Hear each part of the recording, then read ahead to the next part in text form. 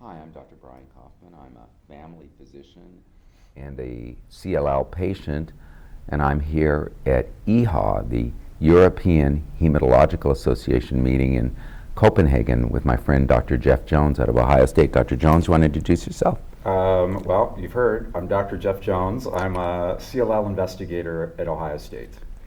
And you've done a lot of very interesting trials that have been presented here at ASCO and at ASH and at ASCO, at ASH, and here at EHA on a new drug that was just recently approved, venetoclax. And could you talk to me a little about your research and what you're finding there? Right. So maybe we can talk a little bit at first about venetoclax itself. Yeah. So unlike the other two orally available agents that have been approved so far, that's ibrutinib and idelalisib, those drugs are classed as kinase inhibitors, and they affect CLL cells by inhibiting proteins that are associated with growth. So kinases, kinetics, growth, so they inhibit growth. And they do that by blocking the B-cell signaling. Right, so B-cell signaling. And among other things, yeah. BTK, and then in the case of idelalisib, the PI3 kinase delta isoform. But cancer cells do a couple of things. So they not only grow out of control, but they also forget to die. And one of the reasons they forget to die is that they overproduce a substance called BCL2 that promotes survival of the cancer cell. And that's one of the reasons why CLL and other slow-growing lymphoid disorders that are related, diseases like follicular lymphoma and marginal zone lymphoma, are somewhat resistant to curative therapy. So the drug venetoclax is a very specific inhibitor of BCL2. And so it appears to function primarily by restoring the death instinct for CLL cells. So they undergo programmed cell death the way that they should as abnormal cells. And that's apoptosis, right? Apoptosis, Yeah. correct. So very different mechanism of action, distinct from the kinase inhibitors, and potentially useful even among patients who are no longer responding or who have become resistant or intolerant to B-cell receptor signaling antagonists. So the drug, as you mentioned, is now approved in the United States for patients with deletion 17p CLL relapsing after at least one prior therapy. It's been commercially available now for nearly 2 months, with what I think most of us think was a relatively narrow initial indication, but based on the pivotal data that was presented at ASH by Dr. Stoltenbauer last December. And so in our experience, we've examined the drug at Ohio State in collaboration with other investigators across the United States, primarily among a very high-risk group of patients who are relapsing after previous treatment or during treatment with ibrutinib or idelalisib. And as you know, and as I'm sure you've discussed extensively with other investigators, the prognosis for those patients has been relatively poor, depending upon how the patient relapses, either as Richter transformation or as resistant CLL. Survival after progression in those instances is often measured in months rather than years, and that's not the outcome that any of us want for the patients that we care for. So in a study that we presented updated results at ASCO, they'll be presented here at EHA by my colleague Dr. Coutre from Stanford.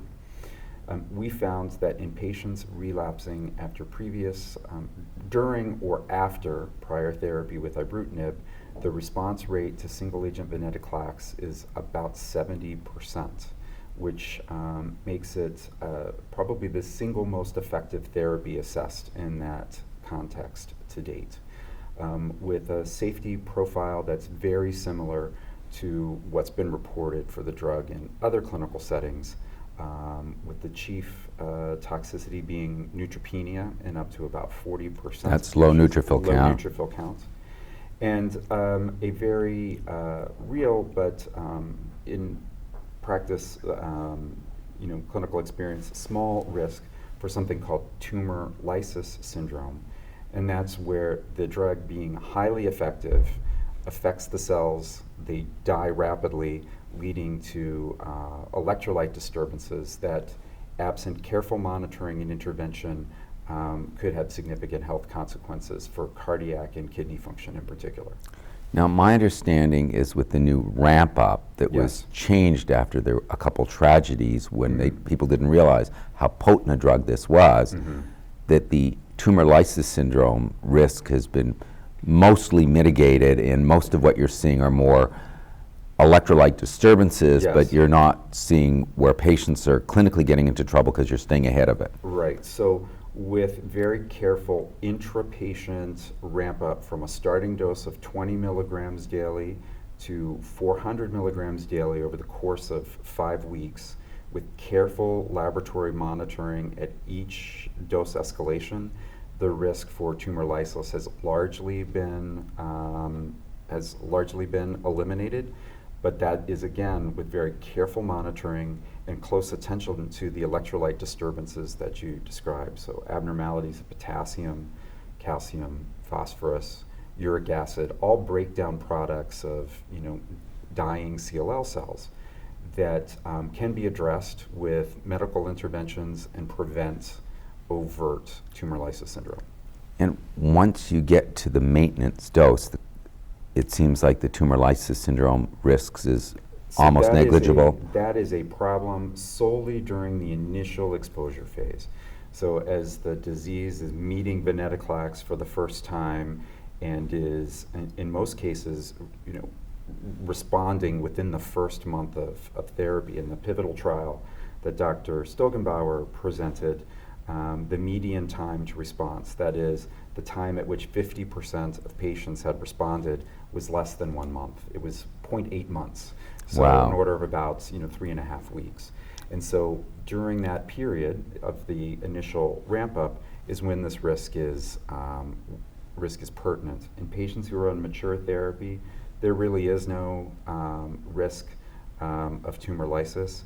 And then it's all of the usual risks of exposure to cancer medicines. In this case, the most significant one is an ongoing risk for neutropenia, low white blood cell counts, that can be managed in some cases with either dose adjustments or more typically with an occasional injection of white blood cell growth factor, so Neupogen or drugs like it. And GI side effects, which are so common in cancer drugs, are you seeing those? So there is a reported rate of diarrhea in about 20% of patients. It's in most cases mild, self-limited, and manageable with routine interventions, over-the-counter medications like loperamide or Imodium.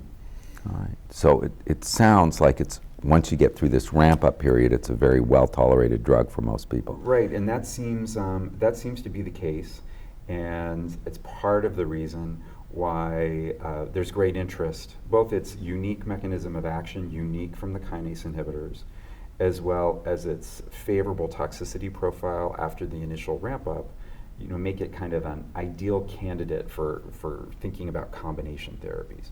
And so that's where people are headed next. So we've gotten to the point where many of us think we've well characterized the response dynamics, the toxicity of the single agents, and now people are thinking creatively about how you might exploit them in combination. So I'm going to follow up on that in a minute from now, but I did meant to ask a question about the neutropenia, which sometimes is associated with very serious infections. Are you seeing this, febrile neutropenias, the fevers where people get quite septic and end up in the ICU? And so like any trial of patients with relapsed CLL, many of those patients have had extensive pretreatment, are very mature in their CLL disease course, and as a consequence come into a trial, no matter the drug, with a substantial amount of immune compromise, increasing their risk for infection. Neutropenia related to any drug can certainly magnify this risk. In the case of venetoclax, the rates of infection that have been reported seem similar to rates reported in other studies of patients with relapse refractory CLL.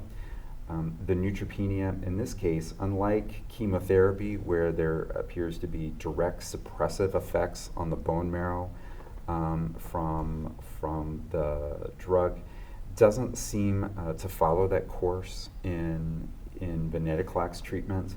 And for instance, we've had patients who developed severe neutropenia, say an absolute neutrophil count of 500 or 600, and with a single dose of Neupogen can see their neutrophil count recover to 2,000. And so a very different dynamic than we usually experience with other drugs causing neutropenia, most particularly chemotherapy, where the bone marrow itself is stunted and requires a significant amount of time, often measured in weeks, to recover, even with growth factor support.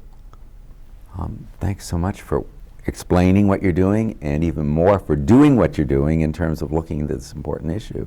Thanks very much, Great. Dr. Jones. Thanks so much. Thanks.